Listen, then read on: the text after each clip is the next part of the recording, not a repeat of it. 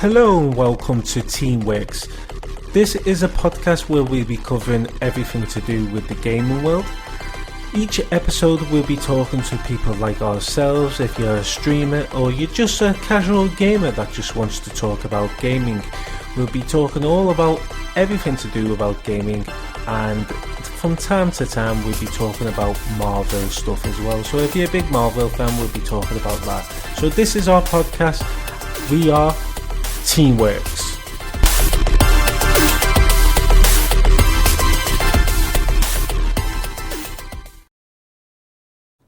Hello and welcome back to the podcast. This is Teamworks and this is episode 11 of season 2 already. And let's welcome, I'll give that 10 minutes. How are we doing? Thank you for joining us. Thanks very much for the invite. It's a pleasure to come on and be a guest for a change, as I'm so used to being a host. So now I get to sit back, put my feet up, and let somebody else worry about the pressures of editing and pushing content out. With that said, though, thank you very much. It's a pleasure to be here. Not a problem. It's a pleasure to have you, mate. And thank you, Phil, for being just a fantastic co-presenter, like always. Liar. Who said I was lying? Then again, we can't see each other, so it could be. Ooh, mysterious. Mysterious, yeah. So just before we get into the questions about gaming and stuff like that, just tell us a little bit about yourself, if you don't mind, mate. Yeah, happy to. Yeah. So my name's Dave, mostly known as Davey A, host of the podcast I Give That 10 Minutes, which is a kind of a labour of love. It's a podcast I started during lockdown, so I had something to work on, and I've just stuck at it. It's been a fun hobby to do. I tend to talk about things that are passionate to me, so films, gaming, TV shows, pop culture, collectibles. I've interviewed quite a varied mix of people, including authors, directors, fellow gamers, fellow podcasters. It's been a really fun and interesting journey, and it got me to actually branch out and start a second podcast. I'm a co-host of my own with a good friend of mine from America, where we discuss movies that one of us hasn't seen before. That's called Movies Across the Pod. So it's a nice kind of take on getting given a challenge of seeing a film you haven't seen before with a fresh perspective. That's fantastic. Very interesting. I'll have to give you podcast a listen, definitely. There's that many. Oh yeah. There's that many I've got on the list to listen to. I just don't know which to listen to first, but I will get around to it. It is a minefield out there. There's that many podcasts out there, and there's that many podcasters. It's hard to kind of get yourself known or recognised. And I've always maintained I'm doing this as a hobby, but it's fun for me. I'm not out here to get paid to it or any kind of notoriety or fame or anything, although that would be nice. I'm just doing it because it's fun and I like making stuff that people can enjoy. Yeah, definitely. We're the same, aren't we, Phil? We just want to tell people what we're about, get guests on the show, and just have a great chat, basically. A laugh. Phil, that's what it's about. Sorry? Yeah, that's what it's all about. So, I've got a question for you. So, what made you first come into a podcast world? What gave you the edge to say, you know what, I'm going to do a podcast? Well, as I mentioned earlier, it was something that started during lockdown. We were all obviously trapped in our houses and didn't have an outlet to kind of make ourselves creative. Yeah. And I've been toying with the idea for quite some time, and it was a then colleague at the time said, why don't you give it a go? Why don't you just get yourself a basic microphone and a laptop and just try it and see if it works? And having listened to podcasts for so many years, I thought I could never do this, but it just takes that first step. I just simply recorded an episode with my phone to start off, just to see how I got on, and found myself loving doing it. Like I said, it's a labour of love. It's a passionate project that I maintain to do, not just for keeping myself focused on a project, but it's fun to make something that people can enjoy and get involved with. Yeah, definitely. Yeah, that's amazing. That, and do you know what? Funny enough, we started off in lockdown as well, but it was a weird start off, to be honest with you, because we started doing episodes, and then we went off it a little bit, and we're thinking, why did we leave it? So we come back and we said, you know what, this time we're going to come back with guests on our show, and since then we've been going on for a while, and we're on season 2 now. So it's incredible what you can do if you keep at it, isn't it? Absolutely. I myself have managed to knock out 4 seasons, which I never thought I'd do. I'd always maintained I'll make 10 episodes and I'll walk away from it. Yeah. And I've become a bit of an addict towards podcasting and being involved in podcasts. So I'm still churning content out, and I'm just loving every minute of it. It's been a very labour-intensive journey. I'm sure you guys can appreciate the amount of work you've got to put into editing and promoting and so on. But it's fun, and I'm just loving being part of such a wide community that's global. Yeah, definitely, mate. I mean, what I said to ourselves, do you know what? We'll get a Twitter page up on the go, because you get more people coming in, and either you go on their show or they come on our show. But that's what it is. It's about the community, and it's amazing, the podcast world. It really is. There's so much support out there, whether it be fellow podcasters or fans or people who've got the knowledge to push you further. There's so much that you can get from this, even if it's just a creative outlet and you just want to release a bit of pressure and get some opinions of yours out into the world. It's definitely worth doing. So I can't recommend it enough. Grab yourself a microphone and get making something. Definitely, mate, definitely. I've just noticed you're a fan of pop figures. I can see the pop figures in the back of it. Yeah, I'm not a massive pop vinyl collector. I know how much of a deep rabbit hole that can be, and you can just spiral out of control. So I've got about half a dozen, a couple of Mortal Kombat ones, a Star Wars one, some Batman, and that's pretty much it. I've drawn the line at getting a wall based on pop vinyls. Mine tends to be gaming or some kind of movie pop culture. I've got some Batman stuff there. Yeah. And then below, out of sight, unfortunately, due to the fact I've got no space here, is a collection of consoles. So it's all kind of the collectability side of it. But in terms of pop vinyls, half a dozen at most. Brilliant. Do you know what? When they first came out, I was like, yeah, I've got to buy some myself. And I've got not a massive collection, but I have got a collection. And then I've started collecting, the Only Fools and Horses wobbleheads as well. Oh, yes. Yeah, have you been collecting them, or? No, I've seen them a lot on my travels, and it's something I'm thinking, ooh, maybe I should, because I'm a massive fan of the show. Yeah, I've got like the complete series and everything stashed away in my DVD collection. However, no Only Fools memorabilia, so I think that might have to change. Yeah. Yeah, do you know what? I only started getting 2, but I've got about 5 or 6 now. So it just shows it's mad how you can just spiral out of control. I mean, I must admit, I have got quite an extensive Batmobile collection. I've been buying Hot Wheels Batmobiles for the past couple of years, and I've got like about 80 of them now. I don't know where the hell I'm putting them, but I keep buying them every time I go into a shop or a toy shop, wherever it might be. I'm looking for those Hot Wheels cars and trying to find a rare Batmobile just so I can say I've got it. Just because I'm a Batman nerd, so I need to build this collection to just have some sort of legacy to leave behind. Oh wow! Well, I do like Batman myself. Phil, is there any questions you want to ask? No, well, I'll let you start because I'm drawing a blank at the minute. Well, sorry, dude. That goes on to my next question then. You said you're a big fan of Batman. So my question to you is, what's your favourite Batman game? Well, I've played quite a lot throughout the years, being that I've been on the planet for an undisclaimed amount of years. However, the ones that have really had me come back and play again and again and again is the Arkham series. Yeah.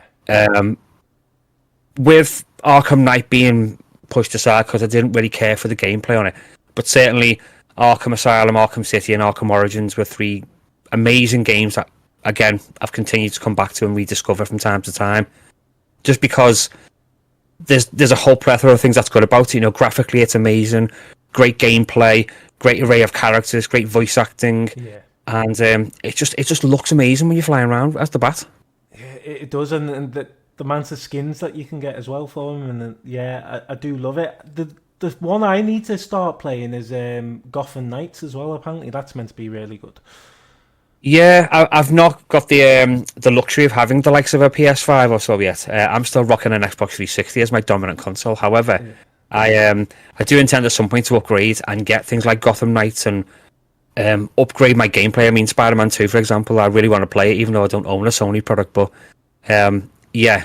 anything Bat-related, I'm just a massive DC nut, so I'm there, whatever it might be. Yeah, definitely. So do you like The Flash as well? I mean, we're not going to include the kind of Ezra Miller movie version because I just think that was a goddamn travesty. I don't like that. But the TV series, I'm a big fan of the TV series. Yeah, it's a shame that Grant Gustin didn't get a movie opportunity. However, he's done really well on the TV shows and the TV show kind of spin-off, bridging series and so on. But really great character. For me, it's more the animated side of it. DC's really high up there with their animated movies as opposed to live action. Yeah. Some of the greatest, DC stories I've watched have been on animated movies. So I tend to stock up on them. Yeah, definitely. Did you know what? I do love DC, but I love Marvel as well. So it's a hard one to choose when you like both, isn't it? But I have played Batman Arkham Knight, and then that was a really good game. I just didn't like some of the combat mode in it. The story was fine, but the combat, especially the missions you had to do with the Batmobile, they were just like. Yeah, impossible. I was going to say that Batmobile just not handled well. It kind of reminds me of when you playing Halo back in the day, and that control system using the analogs in a different way. It takes a lot of getting used to, and it's why I didn't enjoy playing it. Yeah, not Halo. I mean Batman. I love Halo to death, but Halo is great. It's just a shame that it didn't come to other consoles, isn't it? But what's your intake, Phil, on the Arkham Knight? I wasn't a huge fan of the games. I mean, I don't dislike them, but I don't know. I think it was the combat in it, because it was so different to every other combat-related game, in my opinion. Like, the controls were so different that it is such a massive learning curve to get used to. Not saying that it's a bad game. I'm stuck in my ways. It's not a bad thing to be. Trust me. This is why I'm saying I'm such an Xbox 360 purist. I won't upgrade because this console has not let me down yet. So until I get Red Ring of Death, I won't be getting a PS4, a PS5, an Xbox Series X, because this hasn't let me down yet. Do you know what? That's a good point and good thing to do, because when the PS4 came out, I got the PS4, but then they brought a PS4 Pro out. Now, a lot of people upgraded to the PS4 Pro, and then I'm like, really? Do you need to? It's only slightly better graphics, so what's the point? If your console's working, what's the point? Well, yeah. I mean, the only real reason to get a Pro is if you've got like a 4K Ultra HD TV. You're not going to see the benefits on a standard TV, so why spend when you don't need to? That's just me being the old tightwad that I am, Well, I agree with you. Yeah, I totally agree with you. I mean, I have to admit, I've got a PS5 now. And the reasons for that is I just love PlayStation. I've grew up with PlayStation, and I've liked every console. So I thought I'm gonna buy a PS5, saved up for it, and it is a good console. But they're bringing out there's talks about bringing out the PS5 Pro out now. I won't be upgrading again. No, you won't. No, there's no point. I mean, yeah, it's going to be a bit more better than the PS5 it is now, but I don't see the point upgrading to it until maybe the PS6 comes out. I just don't think there's any point upgrading this sort of slightly different model to the same. Yeah, it's like the PS4 Pro, like I said, unless you're going to have a really amazing TV or monitor that's Ultra HD or whatever it might be, there's no point in having this ultra amazing high definition console when the standard PS5, even the standard PS4, still play great quality visuals. Yeah. So why invest if you don't need to? Exactly. So my next question is going on to, now you're probably going to say the console that you've got now. So what it is my question to you is, what's the console you first ever played on? Wow. I mean, I've seen many consoles come and go in my lifetime. But the first thing I remember owning was, it might have been a Sega Game Gear, the handheld console. Although I had consoles with the family, this would have been the one that I physically own myself. And treasured it beyond belief until it broke. But I won't get into that right now. But it was the first one I owned myself. I'd gone from that to Master Systems and Mega Drives and NESs and SNESs and all the usual kind of retro stuff that we grew up with. But some of my fondest memories were playing a basic game such as Columns or Sonic on a Game Gear, just because of the colour aspect and the games that you could get that you couldn't get from Nintendo. Just hours and hours of fun sitting around just playing games and just not a care in the world other than points and high scores and getting to the next level. Yeah, definitely. It's a sought after console or something I don't have. I've got a few old retro consoles, but I don't own a Game Gear, so I will have to try and source one. I'm pretty sure you can as well. I mean, they did bring back sort of like the PlayStation 1, but it was like a classic console with some games built in. Yes. And I don't know whether many people bought that, but I wasn't one of them. I've got one. Yeah, I must admit, I've got a PS1 Mini, I've got a SNES Mini, a NES Mini. I'm going to be getting a Sinclair Spectrum Mini and an Atari Mini. Mini's the future. Condense it all down into a small box that'll store much nicely on your shelf than a huge big unit. Do you know what would be nice though? To save you all room. If you wanted to play on all these consoles, the old consoles, wouldn't it be nice if there was a one big console that got made where you could play everything on it? Imagine that. I mean, that's like the dream scenario, to have like some big, like arcade cabinet style storage with every single game known to man. Surely, it could exist, but it's going to take quite a bit of power and processors to make it a reality. Yeah, definitely. And what about you, Phil? Do you reckon they'll ever do that? Probably not with all of them. You'll probably be able to get one with a few different ones on. I mean, look at PlayStation, for example. They didn't even do it with their own consoles. Do you know what I mean? So like a PS5 that plays PS4, 3, 2, and 1 games. So I can't see it being a thing like that. I mean, the fact that they've released the NES Mini, the Mega Drive Mini, and all that, there is a strong probability that they could release that as one, individual console, which would be interesting. The only thing is, it's all about money, isn't it? This is the problem with it. Like, all anyone cares about is money. They don't care about, keeping gamers happy or what's the best scenario for everyone. It's just kind of, okay, well, we sell these 5 different consoles separately, we'll make 5 times the money. We sell it one, we won't make as much. And unfortunately, that's kind of the world we live in at the minute, but who knows? Who knows? Exactly, mate. That's a valuable point. It's all about money. It's even when you buy new games now, you're looking at 70 to £80 for a standard edition, and then it's like close to £100 and odd pound, isn't it, for deluxe edition if you want extras? It is stupid. The only good thing about me and Phil is we do game shares, so we only pay half each to games, and when we get them. But if that wasn't the case, we wouldn't have bought as many games as we have, would we? Because obviously it's expensive. No. I think that is the problem, especially with modern day consoles, is the sheer expense. Now I know you're not just buying into a game, you're buying into an experience and enjoyment and all this massive amount of people and hours that have been worked to make these things happen, but it's got to be affordable at the same time. Not everyone's got a spare £100 to blow on the latest Call of Duty game or whatever it might be. Some of us, like me, will go to the local second-hand shops and find a copy of Call of Duty Black Ops 2 for $1.99 and I'll take that instead. That's great though. I did that when I had the PlayStation 3. I was always in CNX and buying games from there, or Granger games for get them on the cheap. Yeah. Even sometimes Asta did it. Asta used to do a deal where you got 2 games for the price of I think it was £5 or £10, and you couldn't argue with that. So yeah, I think it should be like that.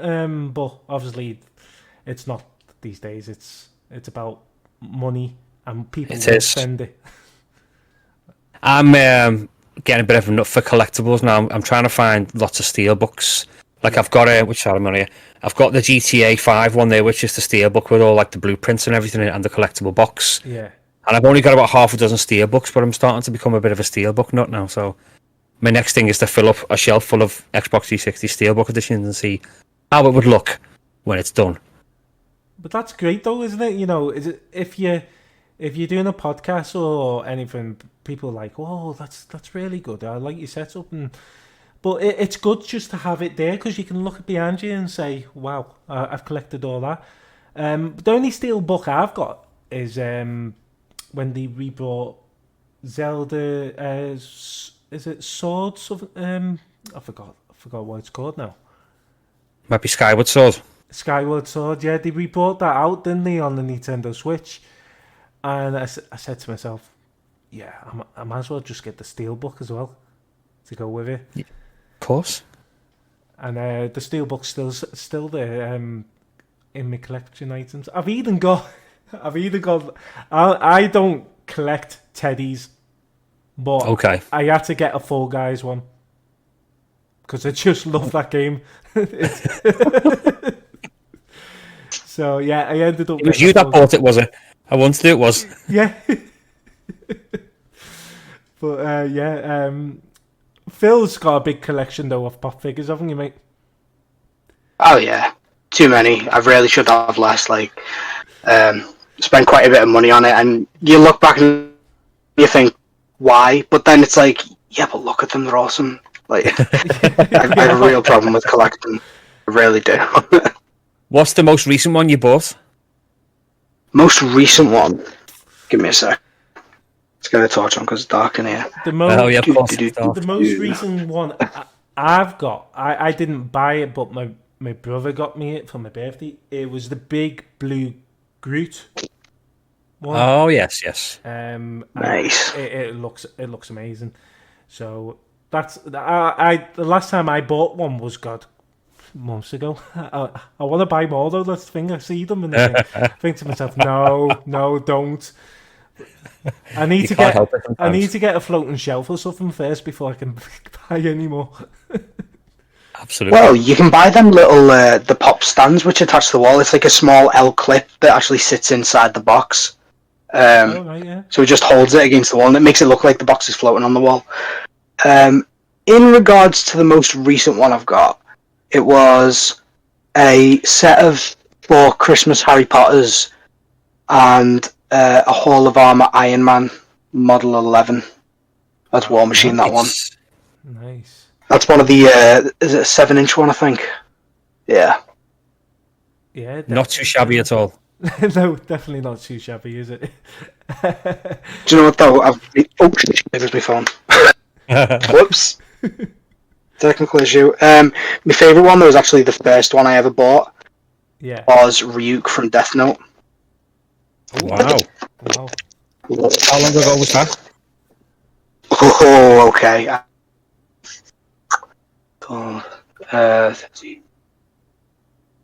2016, I believe. Nice. That's like a little investment in itself there. Yeah. I know, yeah. Do you know what? I got it because I was like, well, I have seen the price on it lately, and it's like 40 quid, and I think I paid a tenner at the time, and I'm like, why is that 40 quid? It makes no sense, but I don't know. The thing is, though, I just got it because I love Death Note. Absolutely amazing. And then I just saw it in the shop, and I was like, oh, go on, I've got my student money coming in, so why not spend it on something like this instead of something useful? Student money investments, there are no better things. Oh, yeah. But yeah. Well, you know, it's not like I had camera gear to buy or anything, so. that's the thing. You know, we talk about next gen and how big the prices have gone up in games and all that. But then you come to pop figures and stuff like that you collect. You end up buying a lot and spending a lot. So, in other words, we're just as bad as the console people, aren't we? Literally. I see something shiny and I want it. I don't need it, but I want it. Yeah. You can't be helped, can you? If you see something that you like, it's like, should I? I mean, there has been times where I've gone away from the shop and I'm thinking, why didn't I not get that? I know I'll get it eventually anyway, or why didn't I get it that day? But yeah. You're always kicking yourself when you walk away from something that you want. Yeah. Yeah, definitely. But it's nice to have a collection though. That's the thing. And like Phil said, he didn't believe that particular pop figure that he got in 2016 would be £40 right now. But it just shows you they come with collection items. So if you keep them for years to come, they will be worth fortunes. Before you know it, you'll be there on Flog It or Antiques Roadshow trying to peddle these pop vinyls that were popular back in 2023. Oh my god, could you imagine? It's retirement stuff, isn't it? Yeah. But to be fair, do you know what? I'm not gonna lie. I'd love a TV show like that, like Antiques Roadshow, but it's literally just all like nerd stuff. That'd be so cool. Yeah, we'll definitely be on there. And then you could. Do you know what? That just got in my mind. Homer Simpson saying nerd. Yeah, it's just a drive at the college. Nerds! Yeah. Love it. We recently just have someone back on the podcast that's been was on season 1 as well. But that's one of the sound alerts he has in his live streams. Ah, okay. So people it's press a good soundbite. But yeah, when you were speaking about that, I was like, yeah, nerd. Proper nerd, yeah. Nerds Roadshow, I'm telling you, it's all starting here. Get the rights to it done now. Okay. I know. Nerds Roadshow. I don't want any royalties. I'm just saying, get it made. I'm happy to watch it. I don't want any royalties for it. Definitely, you could have at the end of the theme tune, Homer Simpson shouting "nerd." It makes perfect sense. What a way to sign off, you know. Oh yeah, let's get it sorted. It's going to be a TV series. You heard it here first, folks. It's happening. We're getting the ball rolling on Nerd Roadshow. I'm telling you. Do you know what? It's actually got a really nice bell to that ring. That song. Well, song as well. TV series. Yeah, I don't think songs are as collectible as you think. You know. No, I just thought that. But honestly, that's why we love this podcast, because we come out with some shit. Basically. Hey, tangent to what it's all about. Yeah, exactly. Phil, anything you want to ask? Okay, so we've asked about your favourite... fucking hell, my head's all over the place there. Your favourite console. No, we didn't. We asked about what was your first console, but what was your favourite console, if you have one? I mean, hands down, it's my Xbox 360. It's been with me for so many years and hasn't let me down yet. Yeah. I have the luxury of having the Star Wars version, the one that's got the R2-D2 graphics and sounds, and the C-3PO gold controller. Wow! So it's one of my most prized possessions. And even recently, I've bought another Xbox 360 Slim, which is the Halo Reach Edition, which is the silver one with all the noises and so on. But my Star Wars Xbox is just it's my baby. Although I have kids, that's my actual baby. It's never given me Red Ring of Death. It's never asked for any hard drive issues. It's never asked to have something replaced. It just turns on and lets me game whenever I want.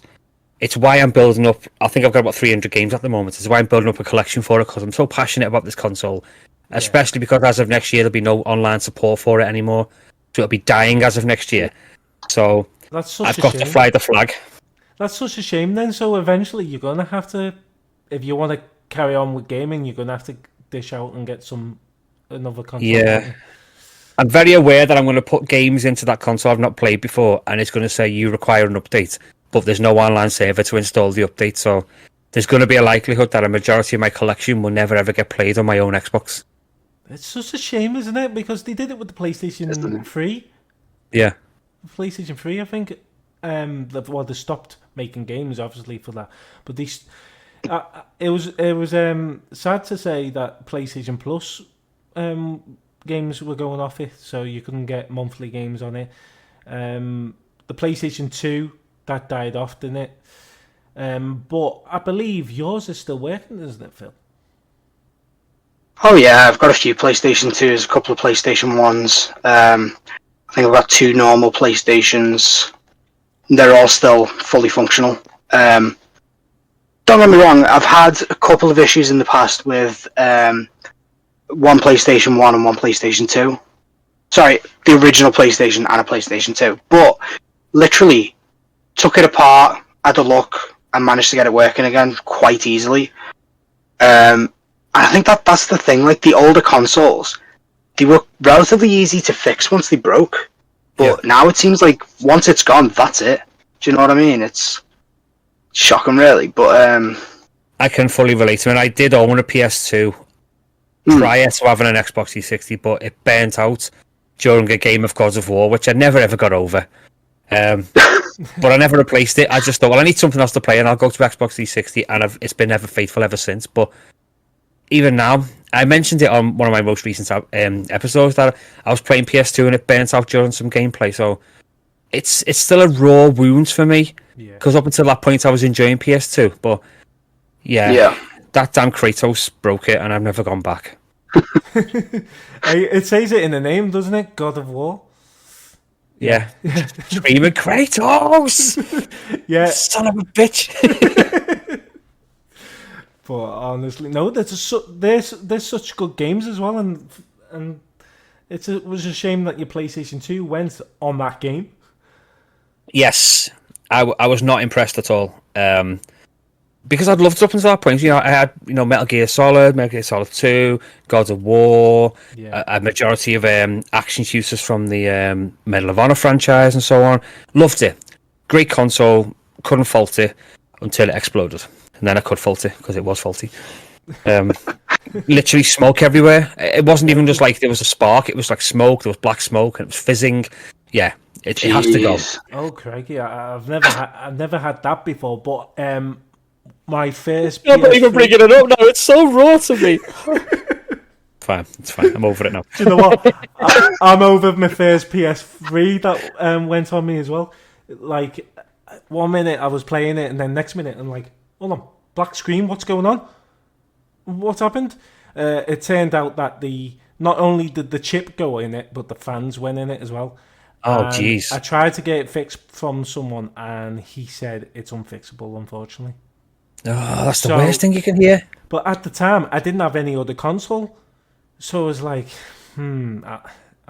so I had to get a PS3 Slim in the end, and that lasted me for ages and ages. But then I've recently sold it because I've seen it on the shelf and I'm not using it, so I'm thinking, why have I still got it? I know some people collect them, but I didn't have the space at the time anyway.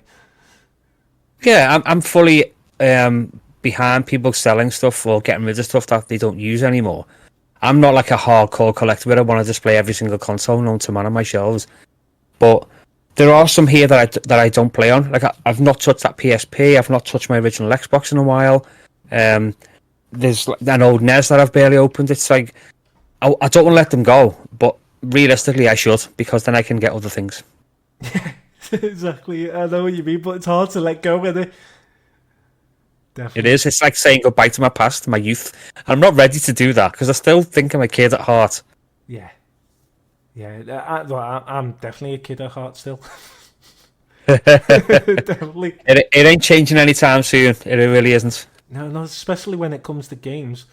No, I've always been a gaming fan. I started off with I started off with a console. I forgot what it was called. You used to plug it in the back of your TV and you had over 1,000 games in it. But I'm trying to think what it was called. But it used to have Superman on it, so I always remember playing that. You look back at the graphics now, them type of graphics, the retro style and all that. You think, crikey, it was quite bad, wasn't it? When you look back everything starts with basic stuff. I mean, I had fond memories as a kid playing on my old Atari 2600, and you couldn't get more basic graphics than a block that's meant to represent a person and a triangle that's meant to be a tree. Yeah. These are very simplified graphics, but the playability was really good. And I know there's kind of an HD converted version that's out for release now, so you can relive your Atari classics. Yeah. But it's just really fond memories. I mean, this thing was built into a piece of wood with massive steel levers on it and stuff, and just one singular button. Imagine having just one button to press to do these games, not a series of buttons and LRs and shoulder buttons and back triggers, just one singular red button. That's what we had to deal with back in the day. But it worked. But yeah, If you would like to be a guest on our show yourself and talk about your background, how you became a streamer or just a casual gamer, just DM us on our social medias, or you can contact us by our email, which is teamworkspodcast@outlook.com. Now let's get back to the episode.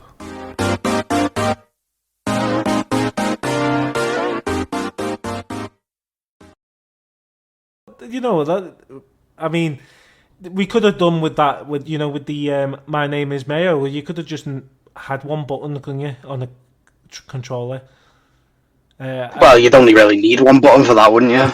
Yeah, exactly. But did you not accidentally press the other buttons, even though they actually worked anyway? Maybe. I don't feel comfortable answering that. But, yes. I don't know whether I have you've fat heard fingers, of it. dude. You're not the only one. But no, what was I going to say? Yeah, so basically, it was. Have you ever played My Name Is Mayo? Personally, not. No, it's not something I've heard of until you've just mentioned it. It's such a weird game, and they had a series of it. They had 1, 2, and 3, and basically you just clicked a top of a jar all the time, and every time you got so many, you got a trophy. So it was an easy platinum, but we were like, yeah, why not? We played the first one, let's get the second and the third. And they're cheap enough games, though, that's the thing, because they're like small games. But yeah, some people might think we're a bit weird when it comes to getting platinums for certain games like that. Why not? Every game's got an achievement to be had or found, so why not go for it? I get a buzz when I see a trophy come up and say, "Oh, you've earned that in the game," and I'm pretty sure you do on your Xbox when you get an achievement coming through. Yeah, it's always nice to say that you've done well enough to achieve something. I mean, there's things like you have all these 100% achievers that want to get everything. It's not something I've ever done.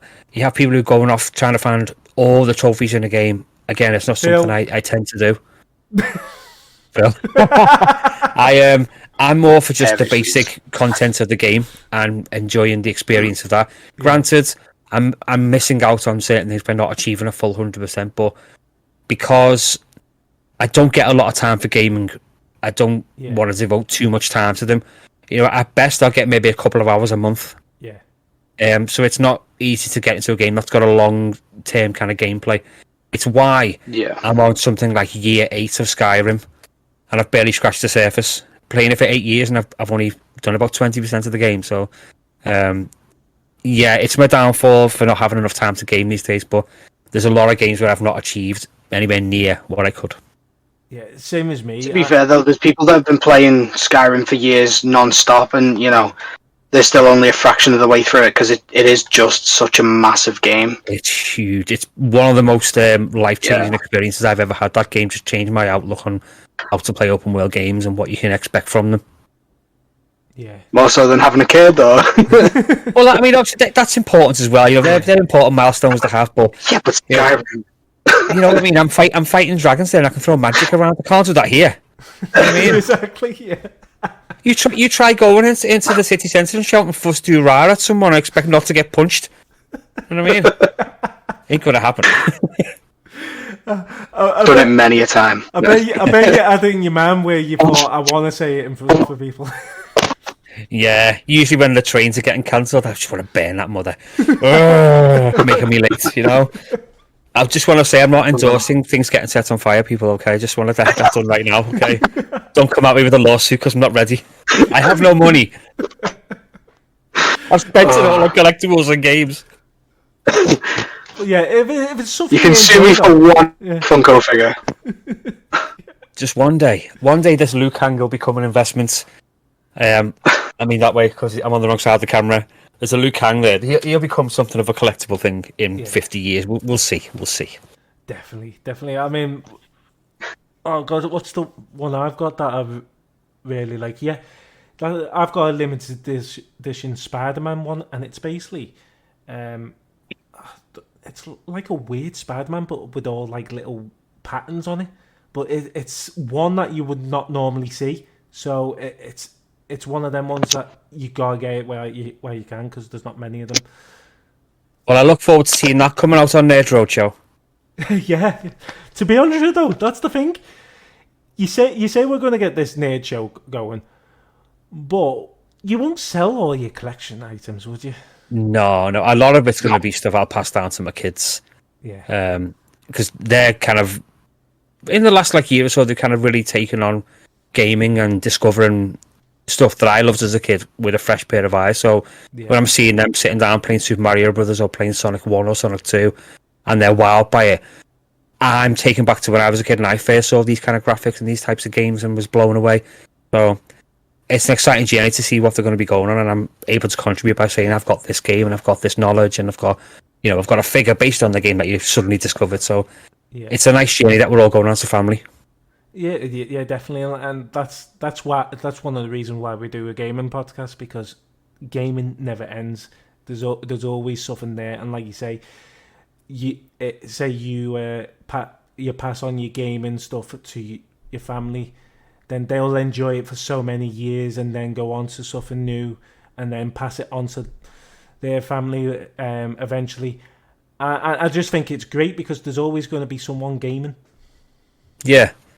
I just wished he didn't like my thing so much, because I recently bought an N64 and I've not even played on it yet. They're too busy hogging it. That's the only thing. You can't have anything to yourself, mate. It's for me. No, we want to play it. Oh. Fine. You go and enjoy those polygon graphics. Go on.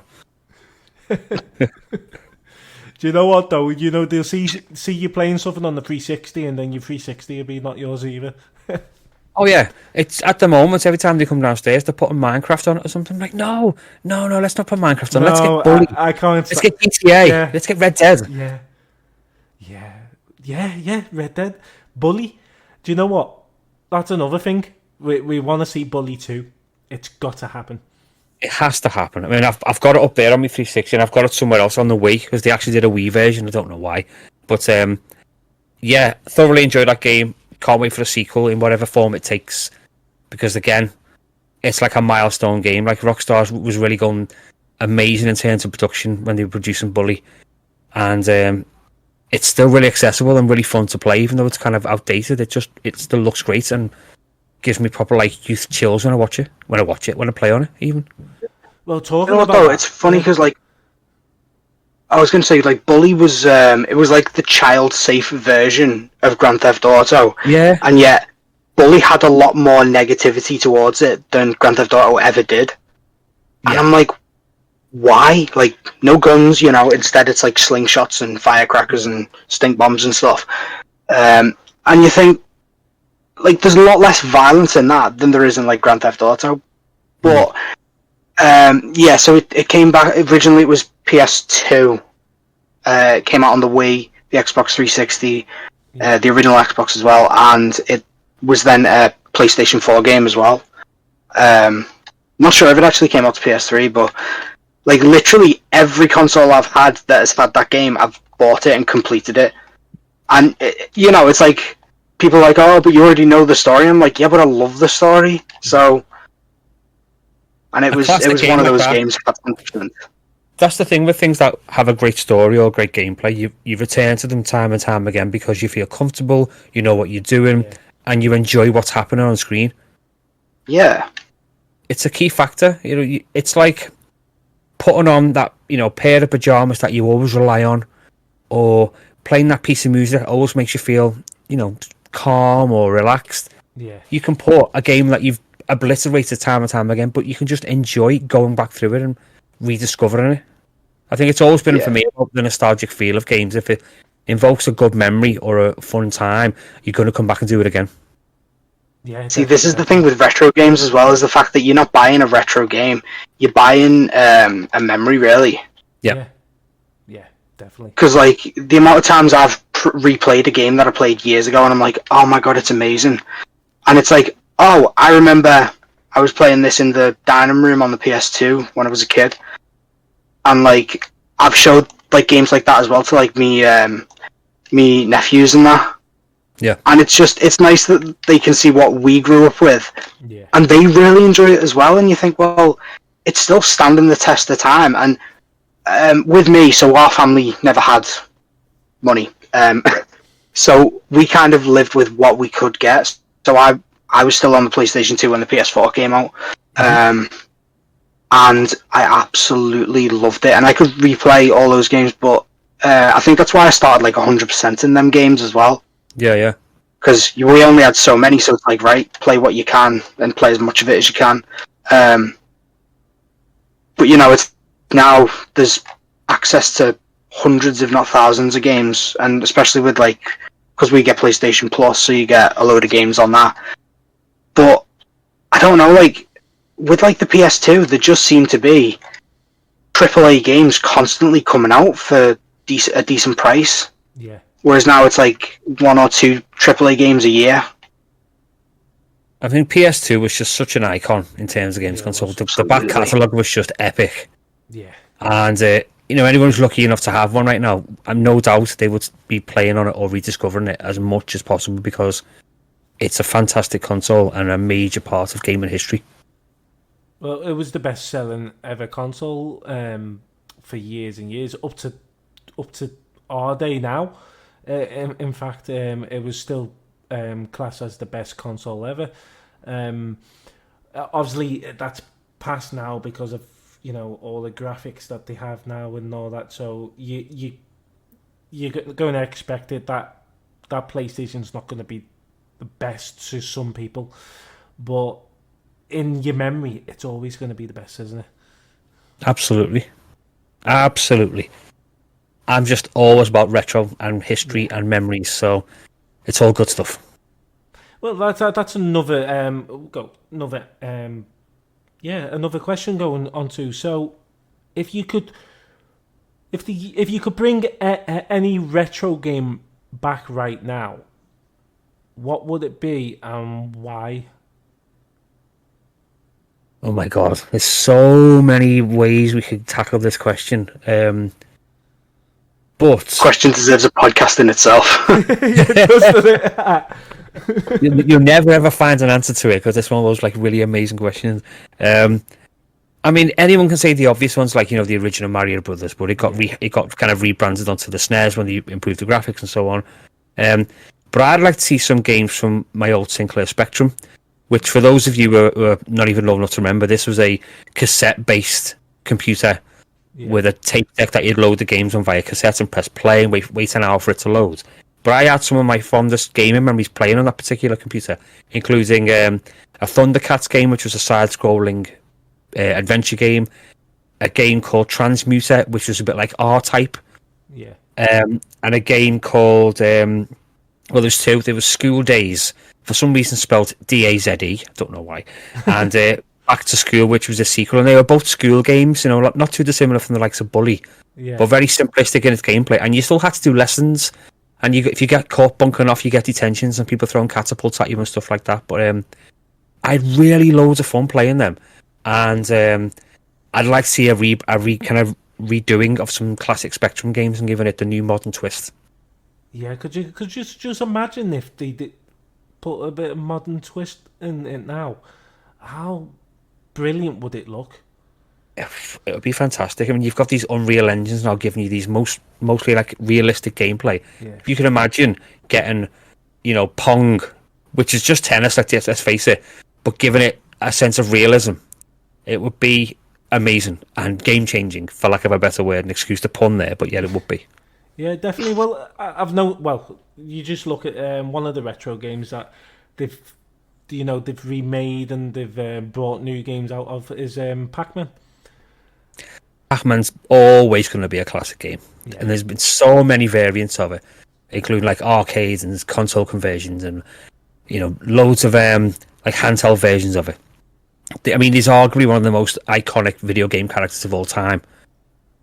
Any gamer who's worth their salt has played some sort of Pac-Man in their lifetime, definitely, and can acknowledge it. I mean, yes, that ridiculously awful Pixels movie came out where he was in it as one of the baddies, but let's pretend that never happened. Do you know what? I actually liked that movie. I thought it was No, right. you didn't. You didn't.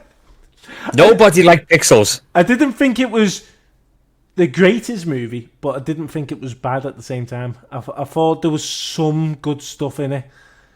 I mean, it did include Centipede, which is a great Atari game. I suppose I can acknowledge that. Yeah. But you know, other than that, what the hell were we watching?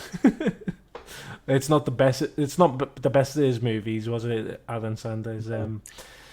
I mean, video game movies in general, they always struggle. It's hard to find one that's been made well. Sure, you can mention the likes of the more recent Mortal Kombat movie, or the animated Street Fighter movie, or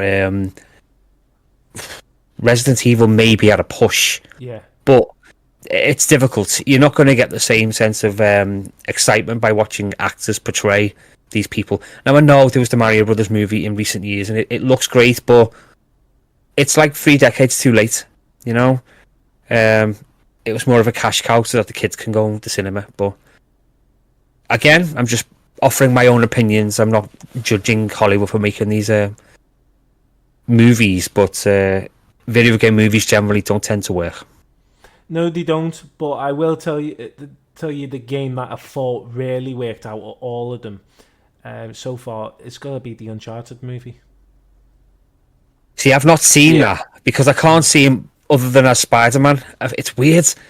It's weird that you can't have an actor playing somebody else. That's not right. Tom Holland should not be playing anyone else other than Spider-Man. Oh yeah, and that's wrong because I know he's been in lots of other films, but yeah, I think it's probably because I've never played Uncharted, having not owned a PS4 or a PS3.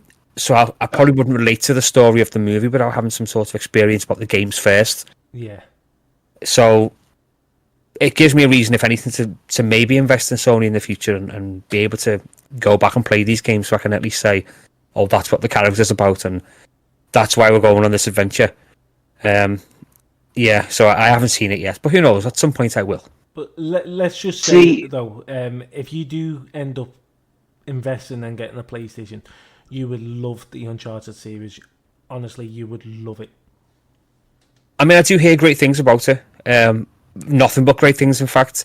It's just I haven't had the experience or the opportunity to play them yet, so yeah. At some point it will happen, but right now it's my trusty Xbox 360, and you know that'll keep me going until I get Red Ring of Death, which I pray never happens. Do you know what? That's incredible that you've gone all them years without actually getting Ring of Death, and yeah, most of the people that had an Xbox 360 got the Ring of Death, didn't they? I'm really glad, and I'm taking every day as it comes.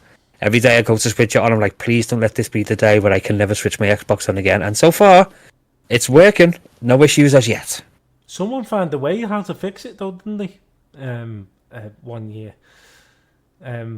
So it was a thing that you could fix, but you wouldn't if you don't know what you're doing, would you? That's the thing. Oh God, no! I would never tamper with it. I mean, there's people in the Yellow Pages who can do that for you, so I'll keep somebody else employed. That's the way I see it, anyway. Yeah, just see, like I got my first 360, well, my only 360 given to me for free because it had the Red Ring of Death. Oh, and yeah, he was like, yeah, you can have it, and I'm like, can you not fix it? And he's like, no, it's got the Red Ring of Death, it can't be fixed. And I went, I can fix it. I said, if you want, I can fix it for you. And he's like, nah, you can just have it. So I fixed it, and I went back. You a paperweight? Basically, yeah. Oh my God. So I was like, yeah, cheers, mate. So I took it apart, I had a look, and I managed to get it running. And I was like, I went and spoke to him again, and I was like, oh yeah, thanks for that 360. I got it running again. He went, what? I said, I told you to get it running. And he went, but it had Red Ring of Death. I said, yeah, there's got to be a way most things can be fixed. I said, but it literally just took a bit of solder and it's fine now. I said, you can have it back if you want. And he went, nah, mate, you keep it. I've already bought a new one. So, that's a story of how I got my first 360. I know, yeah. Nice. I might break something on purpose and just hand it over to you, and it'll just magically work again. Yeah, it's a brand new console all over again. You're just there like, here, this is a gift, honest, a gift. If you get it running, I'll take it back, but for now, it's a gift. Yeah. For now, just keep it, but bring it back when it's working. If you don't want it, I'll take it off your hands again. Sure, why not? Definitely. Well, you fixed my PS4 controller, didn't you? And that was working like a dream. Yeah. Well, I fixed my PS4 controllers after my cousins broke it. I was like, yeah, they are. I'll sort it. Fixed theirs. I fixed my Switch because there's an error with the controllers on them. Fixed your one as well and fixed the drift and everything, didn't I? Yeah. So I don't like to just tuck it away. Shop, isn't it? I know, yeah, except, I'm actually professional. I just pretend I know what I'm doing. I take it apart and then I'm like, fuck, where did this go? So that's the first time we take it apart and then we realise we shouldn't have done that. Oh, okay. Yeah. And then you put it back together and there's still a screw on the table and you're like, hang on, how can there still be a screw left to put everything Where back? did this come from? Oh, crap. At least it's not You just feel the blood drain from your face as you're like, shit. Hey, at least it's not a wardrobe and it needs that particular screw to I've keep done it up. that. I've done that. Have you? I built one of my son's beds and it took about 4 hours to do it. Got to the end and there was like 6 screws left and we realised it was at one of the initial stages. Those screws were meant to be put into a piece of board and the whole bed had to get dismantled. Oh, I would never known pain like it. Oh, it was horrible. That was just, I guess that was really stressful. I hate flat packs. I hate them. It was horrible. I got so angry I went on and played Fight Night Champion, and I hate Fight Night Champion just so I could punch somebody in the face. But I don't hit in the real world, so I'll just hit an avatar on the screen. I don't mind that. Did it work? But it did. I came out feeling better, calmer, but that guy's face was mangled, so it's all good. Do you know what? That's what I mean, this is the funny thing. Yeah, like I go on to Rogue Company. Like when I'm angry, I play insanely better than when I'm not. Like if I've had a bad day, I'm like, I'm just like killing people a lot easier than when I'm not stressed. Yeah. And there's been a few times you've been like, "You all right, mate?" And I'm like, "Yeah, just angry. It's fine." It's so like you weird. get injected with like an adrenaline rush or something. You can just go and take on loads of people. You could just take on a horde of zombies in like Days Gone, and nothing's going to happen because you've got that much anger. You just got to kill everybody. Do you remember that night when Don't fucking start with me today. Would you remember that night when we went on Rogue, Phil, and I was in one of them moods, and he ended up raging like mad all the way through for about 3-4 hours. It was fun though, because it wasn't.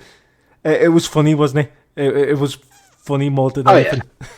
So I was saying all kinds because what doesn't help when you're on Rogue Company, what people don't help themselves is they name themselves some ridiculous names on there. So when I'm raging, I'll rage with their name. Like we came across someone called Swap Gollum. Oh, okay. Yeah, so we used to every time someone used to get on our nerves, we used to use just that character's name. We used to go, "Oh, you little Swap Gollum." Hey, it's a great little insult and no one's going to know what it means. You can use it in your daily life. I love that. Yeah. But it actually means the thing, doesn't it, Phil? You said still. We used to do it all the time, didn't we? Like we'd be working, and then the next thing it'd be, "Oh, there was a blooming SWAT calling in here before." Could have them. They have no idea what it means, but it's just like, okay. Do you know what makes it worse though? We came across someone called Twitch Dicky as well. Wow. Wow. Yeah. That's another episode right there. So do you know the best name we came across was someone had the username AIDS. So after we died, it literally comes up on the screen. Oh yeah, AIDS on a stick. So it comes up on the screen. You were killed by AIDS on a stick. And I'm wow. The pain is real. Let's just say we had no words. How do you respond to being killed by AIDS on a stick? I mean, we couldn't. Is it still a thing? I thought COVID was the new thing. That's the thing. The whole chat went silent until we started laughing. It's hilarious. You're like, who am I going to offend by talking about it? Oh, I think I've just been killed by AIDS on a stick. Is it safe? I don't know. What do we do? But yeah, I mean, there's probably loads of games that you go on and you come across some weird names, but Rogue Company, to me, has got to be one of the worst games to come across people that have got weird names. Like, we came across someone one night and he said to us, "Stop being," he said, "You're a dickhead, you used to." And his name was called Dickhead. Was it Dickhead or something like Phil? It was. I can't remember what it was, but it was something like that. Yeah. We just said, "Oh, you can't really talk. Look, you says it in your name, you dick." See, I would have hammed that up. I'm like, "Oh, you remember the family? Oh, my long lost brother's come on to game with us. How are you? How's the family? Oh, you're a fellow dickhead. Oh, great! It's so nice to have the clan back together." And then, of course, he'd just leave the chat room, wouldn't he? So it'd be great. But to be fair, that's the only thing we said. It's in it says it in your name, mate. But we had someone. He started laughing though. Yeah, he did. But yeah, So we had someone else in our chat, didn't we? And he was giving it all, and I won't mention the name, but he was giving it all and everything. Do you know what? Right at the end of it, he turned around and said, "Sorry, guys, I didn't mean to say that." and we said, "That's all right, mate. No problem." And he's still going on, and we're going, "He just said sorry. Come on." You stupid swap column. Honestly, get out of here. Hey, you're going to be saying that in future now. That's going to be your new word. I think I might use it for like a stub my toe or something. Like usually this massive thud and swap column. I mean, who comes up with the names? Who comes up with the names? And then, obviously, Twitch Dicky came along, so we used to get rage on other people, and we used to say, "Oh, you fucking swap golem, go and play with your Twitch Dicky." It sounds like an after hours kids show, like here comes Swap Golem. Oh, look who he's playing with! It's Twitch Dicky. It's gonna go down really badly. oh my god! But honestly, the amount of times we had A new Netflix series coming out. What, Swap Golem meets Twitch Dicky? Wow, I'm already excited for season 2. Season 2. Season 2. Hold on, let's think. Yeah, Swap Golem and his mate's Twitch Dicky got beaten up by Age on the Stick. Oh, wow. A very graphic episode in that particular season. Yeah. Wow. It was directed by Ridley Scott. Oh my god. Do you know what makes it worse though? We just randomly came past Swap Golem in one of the games, as we were saying it. He literally came into the game and I'm like, whoa, he's just come back in the game. And how many times did we see him come back in?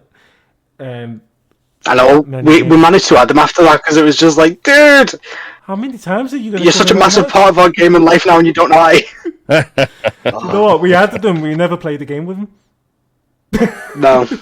Sometimes it's just a sheer knowledge of knowing that someone's got a cool name. That's all you need. Yes. It's great because you go on the game and you see who's online and when we used to see, Swap Golem's online, Phil. Swap Golem's online. Do you know what though? It's funny, because I mean, it's like when you go for a drive and you just look at license plates and you're like, oh, that says this, or oh, that says that. It's like the exact same thing, but you go onto an online game and you just look out for other people's usernames just for a laugh. Yeah, I love the really enjoy that. Game. It's great for trying to make insults for people. Like I remember, we were on a drive somewhere and 2 cars went past and they both ended with YSM. So the missus said, "Oh, you smelly meth." I said, "What?" Came back again. You smelly meth. I thought you didn't have to tell me twice. But it's 2 cars in succession with the same 3 letters. What the hell? Oh my god! Wow, that's Love it. I love it. Do you know what? It just makes it more fun, doesn't it? More, if it's not gaming, it's real life. I mean, you can make a game out of anything. Well, we used to do silly things, right? Because me and Phil know each other in real life, and we helped out in a local food bank a few years back now. But we used to always sort out the food, so we come across names on a cereal box or something like that, and we used to just come out with some random stuff because of it.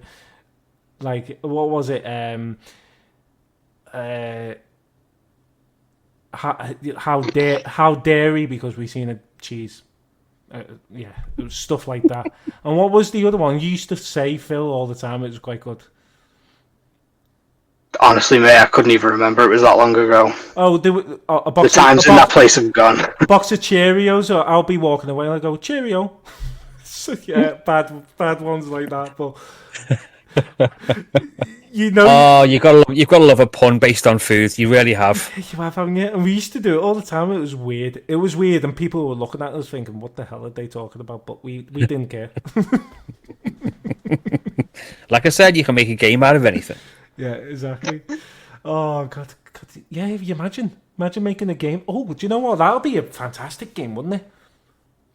Bringing pop figures to life. why the hell not? Why the hell not? It's you can get a scoring system in there, you know, achievements, trophies, the lot. They've got their own motor universe as they are now, standing on the cabinets. Yeah, Yeah, exactly. because you got ones from Marvel, DC. I've got someone from Sparrow the Dragon. So you got a mixture of things, and that was one you got me, wasn't it? The one from Sparrow the Dragon, Phil. Yeah, Ripto, I think it was. Yeah, but imagine that game. Oh, that'd be a good game, though. It'd be like Toy Soldiers, wouldn't it? It would. But honestly, there's just so many things you can talk about gaming. Phil, do you want to go on to, because obviously we're running out of time now, so is there any questions you want to ask before we come to the end of the show? No, I think I'm good. You know, I think I've just really enjoyed the chat tonight. Yeah, it's been brilliant. It's been daft, and that's the way it should be, isn't it? You know, gaming. It doesn't matter. People think, oh yeah, gaming. That's all you can talk about. But no, you can make a laugh out of gaming. You can talk a lot about gaming. There's a lot of history about gaming that people won't know. Like, people won't know about the game share situation that PlayStation introduced. People didn't even know it existed because of the YouTube video that they did. And Phil didn't until I mentioned it, did you, Phil? No. And all it takes is to tell your friends, and they tell their friends, and so on and so on and so on. So yeah, definitely. So people that don't know, the reason why GameShare came along with PlayStation is they did a short, I think it was a 30-second, maybe it might have been less than that, a 30-second video. Japanese guy handing over a physical copy PS4 game, I think it was, yeah, PS4 game to his friend, and apparently that was showing GameShare. And obviously GameShare can only be done by digital, so it got you a bit, why would you hand a physical copy? But that was the GameShare trailer, and people didn't click onto that. It's amazing, isn't it? It's amazing what you can do. I don't like sharing my games with anyone, but I'm glad there are means for other people to do so. Yeah, definitely, mate. Honestly, it's been a pleasure having you on the show. We just got so much to talk about, and we've only had a short amount of time. So I think it's only right to say that maybe get you on for part 2, maybe sometime. I'm always happy to be a guest because it takes the pressure off me from making my own podcast. It's always fun when you get to just put your feet up. Definitely, mate. Do you know what? For the first time ever in my podcast career, it's just making it sound professional now, aren't I? But yeah, Phil couldn't make it, unfortunately, but I'm pretty sure when this fella asks us to come back on again, he might come on, hopefully. But basically, first time ever I went on to this lad's podcast. I think you might have come across him. He goes under a name called Pods Like Us. I think I've heard of it. Yeah, so he talks about a mixture of things. He talks about horror movies. He talks about games, other movies, TV shows, and he's going to be doing a Christmas theme chat soon with a few people, which he's invited me back onto that. He did invite Phil back to that, but unfortunately Phil couldn't make it again. But we will definitely get you on his show, Phil, because it was a decent chat, and that episode is out right now, by the way, guys. So, check it out.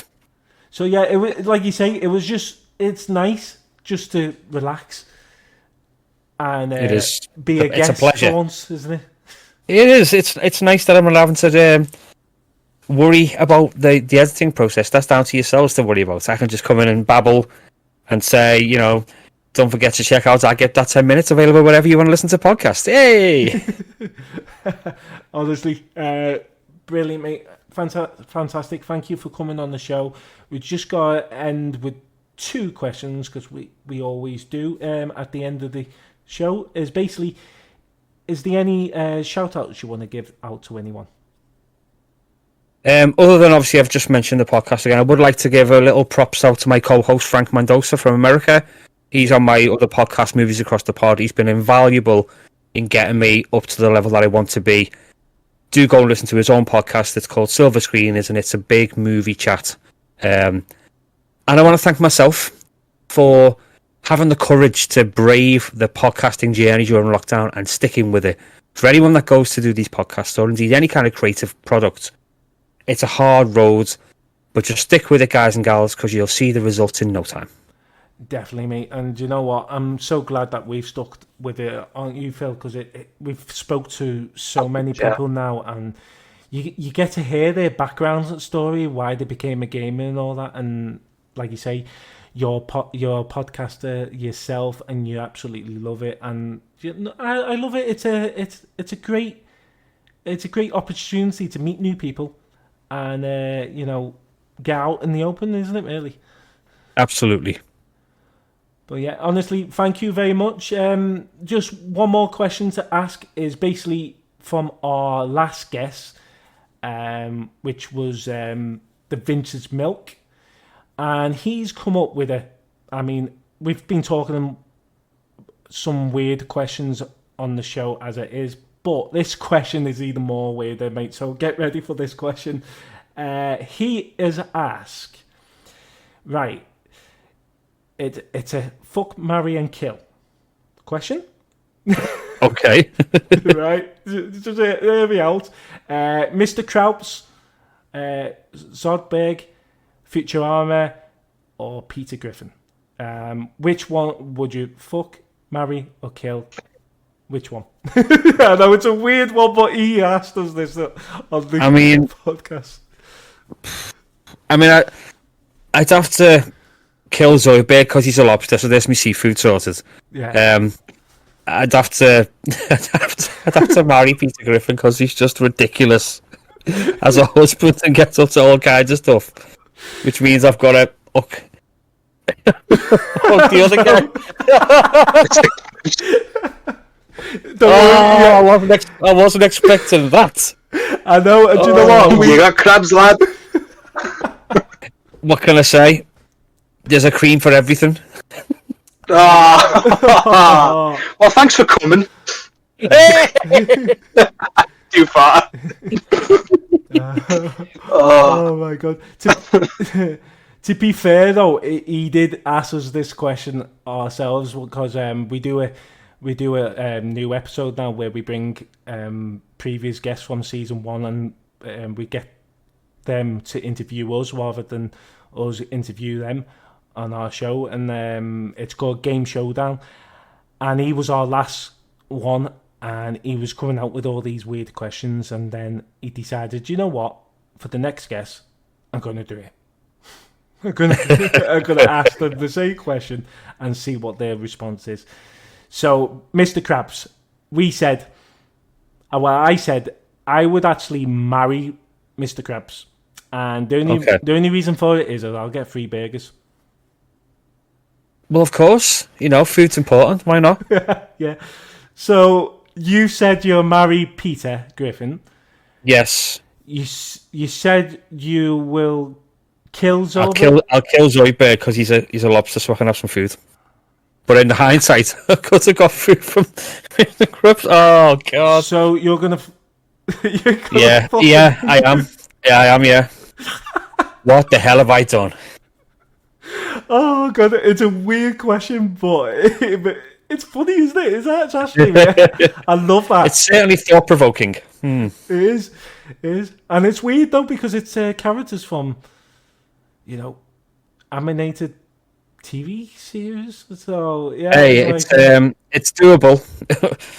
Kind of. It worked in Roger Rabbit, so there's hope for us yet. Okay, just before we get off, then he said another one: Homer, Mario, or Crash Bandicoot. Mario. So you would fuck Mario or? Oh, is it the same question? I just thought you asked me to pick one. No, yeah, I'd kill the Bandicoot because he'd be great on a barbecue. I would. I'd have to marry Homer and obviously screw Mario, just because he's been screwing me over since the 80s. Do you know what? I actually think I went the same way. I did marry Homer just because I know I'll get a donut. Oh. Yeah. Mario, what did they say for Mario? I wasn't sure on Mario, so yeah. I think I said I would kill Mario for some reason. I don't know why. It's been a long time coming. I just think because you kill Mario, he's going to be back to life straight away, isn't he? No, yeah. Bloody one-ups and all that. Yeah. And then obviously I said, fuck Crash Bandicoot. Now that was a bit weird because he spins. Gonna hurt like hell. It is. But honestly, that comes to the end of the podcast. Thank you very much. I'll take 10 minutes. Is that what your name was? Your podcast name? The podcast is I'd Give That 10 Minutes. I'll give that 10 minutes. And it's me, Davey A. So yeah. Yeah, so give that a look up, guys. He is on Twitter, and I'm pretty sure you're on Spotify and Apple Podcasts, aren't you, mate? I am. I'm on a majority of everything, so you'll find me. Just search Davey A 10 Mins, and you'll find me across most social platforms. Brilliant, mate. Thank you for coming on the show. It's been a pleasure, and we'll definitely get you on for part 2 sometime. No worries. Pleasure to have come. Thanks for inviting me, and yeah, take care of yourselves. Yeah, you too, mate. Bye for now. Nice chatting with you, mate. And you. Take care.